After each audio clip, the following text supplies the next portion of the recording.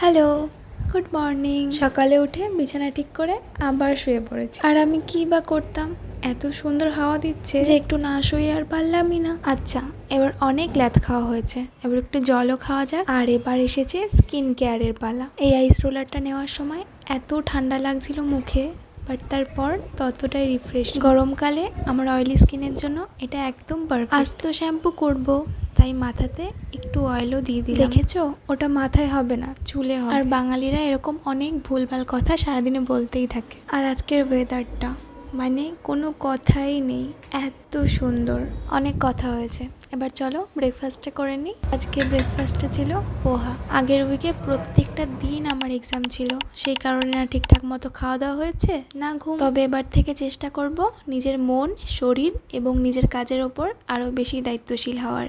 কারণ যখন আমরা নিজেকে চেঞ্জ করতে পারি তখনই লাইফ চেঞ্জ হয়। তোমরা তো সাথে থাকছোই। এই তো, আজ তাহলে এখানেই শেষ। চলো, টাটা।